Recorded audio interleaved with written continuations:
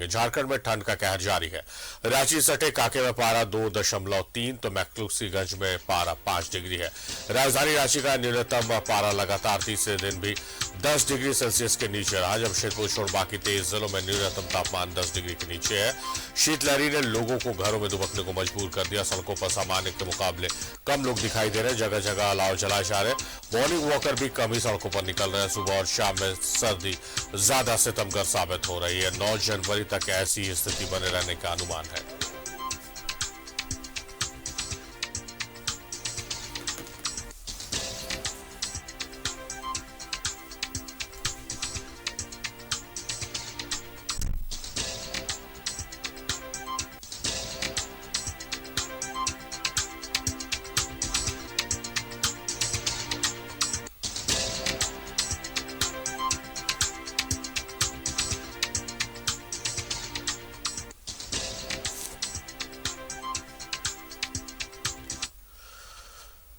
तो सर्दी का सितम जारी है। हम सीधे रुख करेंगे, हमारे सहयोगी दीपक हमारे साथ लाइव जुड़ रहे हैं, उनसे ही हम ज्यादा अपडेट्स लेते हैं।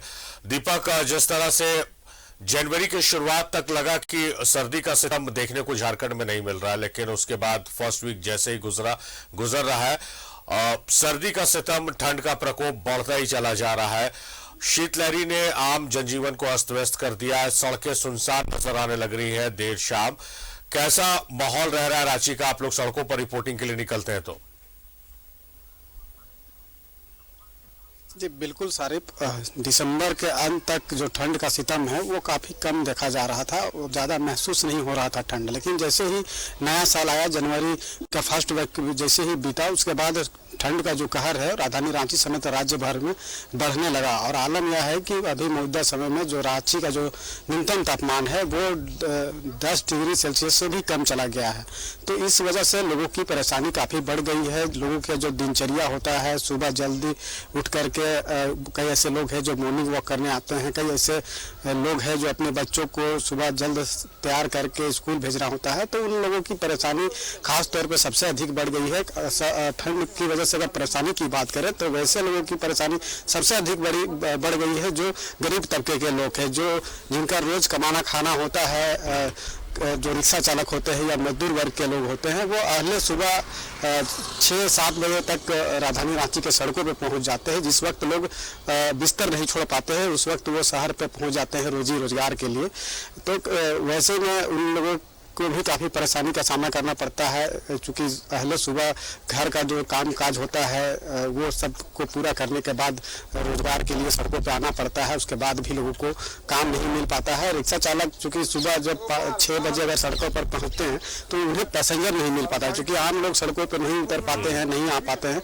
तो उसकी वजह से उन्हें पैसेंजर का उन्हें घंटों इंतजार करना पड़ता है और उन्हें नहीं मिल पाता है, और उस पर कहीं ना कहीं रोजी रोजगार पर भी उनको परेशानी का सामना करना पड़ रहा है। इस ठंड में जो कड़ाके की ठंड पड़ रही है, शीतलहरी हवा चल रही है, और ऐसे में जो है कि कई ऐसे रोग जो गंभीर रोग होते हैं वो अटैक कर जाता है। खासतौर पर अगर बात करें तो हार्ट अटैक और ब्रेन हेमरेज, इसकी शिकायत जो है काफ़ी बढ़ जाती है और अस्पतालों में मरीजों की संख्या भी बढ़ गई है। तो इसको बचाव को लेकर के तमाम तरह के प्रयास जिला स्तर पर जिला प्रशासन के द्वारा भी की जाती है। गरीब जरूरतमंदों के बीच कंबल का भी वितरण किया जाता है, लेकिन कई ऐसे लोग हैं जिन तक वो जरूरतमंद जो है कंबल या अन्य गर्म कपड़ा पहुंचना चाहिए, मिलना चाहिए प्रशासन के स्तर से, वो भी नहीं पहुंच पाता है। तो कई तरह की परेशानी का सामना लोगों को करना पड़ रहा है। लोगों के दिनचर्या में बदलाव आ गया है। जो मॉर्निंग वॉकर मुराबादी मैदान या अन्य जगह पर जो पहले सुबह 5 से 6 बजे पहुंच जाया करते थे, वो अब 7-8 बजे पहुंच रहे हैं। वो धूप निकलने का इंतजार करते हैं। तो लोगों के जो समय सारणी है उसमें बदलाव आ गया है। इस कड़ाके की ठंड में जो शीतलहरी और जो ओस गिरता है, उसकी वजह से जो किसानों के खेतों पर जो हरे साग सब्जियों की जो फसल लगी हुई है वो भी बर्बाद होने की आशंका बढ़ जाती है। तो किसानों के लिए भी ये काफ़ी नुकसानदेह हो जाता है इस कड़ाके की ठंड की वजह से। तो कई तरह की परेशानी का सामना लोगों को करना पड़ रहा है, लेकिन खास तौर पे जो आम इंसान होता है उन्हें अपने बच्चों को और जो बुजुर्ग वर्ग है उन्हें बचाने की ज़रूरत है। ठंड में बेवजह घर से ना निकलने देने की ज़रूरत है, और जो ठंड से बचाव के जो तमाम उपाय है, गर्म कपड़ा या अलाव, इस सब चीज़ों का भी व्यवस्था करने की ज़रूरत है ताकि लोगों को इस कड़ाके की ठंड से बचाया जा सके। सारे दीपक, आपने जिक्र किया रोज कमाने खाने वाले लोग हैं, बड़ी आबादी जो है लोगों की जो रोजी रोजगार के तलाश में रांची पहुंचते हैं आसपास के जिलों से, वैसे लोग, ठेले खोमचे वाले लोग, रिक्शा चलाने वाले लोग, इन लोगों के लिए देखा जाता है कि ठंड जैसे बढ़ती है अलाव की व्यवस्था की जाती है। क्या रांची की सड़कों पर अलाव की व्यवस्था कर दी गई है? क्योंकि अलाव रात गुजारने के लिए बहुत जरूरी है, क्योंकि जो सड़कों पर सो रहे हैं किसी शेड के नीचे, किसी दुकान के शटर के सामने, कम से कम अलाव की गर्माहट से उनकी रात तो कट जाती है। जी बिल्कुल सारी, आपने सही कहा। कई ऐसे लोग हैं जो राजधानी रांची के खुले आसमान के नीचे दिन और रात बिताने को मजबूर होते हैं। रिक्शा चालक जो होते हैं खासतौर पे कई दूसरे जिलों से यहाँ पर आकर के अपना रिक्शा चलाते हैं और अपने परिवार का पेट भरने का काम करते हैं। तो कई ऐसे रिक्शा चालक हैं जो कि रिक्शा पर ही या फिर दुकान के जो शेड होता है नीचे अपना रात गुजारते हैं। तो वैसे लोगों को इस कड़ाके की ठंड से बचाने के लिए, शरीर में गर्माहट उत्पन्न करने के लिए जिला प्रशासन के स्तर से और नगर निगम के स्तर से अलाव की व्यवस्था की जाती है।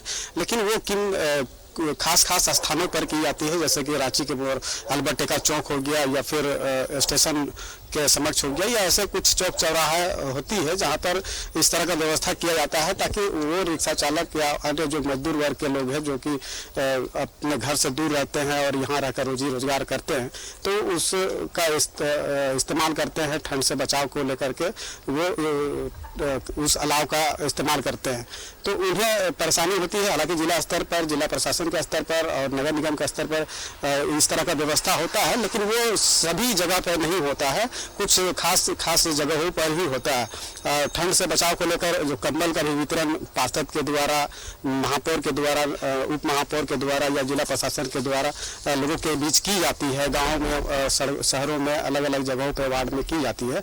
लेकिन कई ऐसे लोग हैं जिन तक वो व्यवस्था या वो लाभ नहीं पहुंच पाता है, तो वैसे में लोगों को भी इसमें अपनी भागीदारी निभानी पड़ेगी। खासतौर पे जो समाज सेवी वर्ग के लोग हैं जो लोगों के बीच में कंबल बांटने का काम करती है, तो इन चीज़ों को भी थोड़ा सा ध्यान देने की जरूरत है ताकि लोगों को इस कड़ाके की ठंड से बचाया जा सके। और जिस तरह से अभी ठंड बढ़ रहा है और इसका कोई आसार भी नहीं दिख रहा है आने वाले कुछ दिनों तक कि इससे लोगों को राहत मिले, तो वैसे में लोगों को भी इस ठंड से बचाव के जो तमाम उपाय है उसका इस्तेमाल करना होगा। सारे जाहिर तौर पर लोगों को आगे आना होगा दीपक। और हाल के दिनों में, कुछ दिन पहले मैंने देखा था कि एक ट्रेंड चला था कि लोग दीवारों पर लिखते थे करुणा की दीवार और उस पर कुछ गर्म कपड़े या जरूरत के कपड़े लटकाते थे। अब जरूरत है कि तमाम लोग इस तरह की पहल करें, अपने दुकानों के आगे, अपने घर के आगे करुणा की दीवार बनाए और वहां पर गर्म टोपी, जैकेट, स्वेटर, शॉल, कंबल ये सब लटका कर, झुला कर रखे कि जो जरूरतमंद लोग हैं वो उसका फायदा उठा सके। बहुत शुक्रिया दीपक आपका तमाम बातचीत, तमाम जानकारियों के लिए।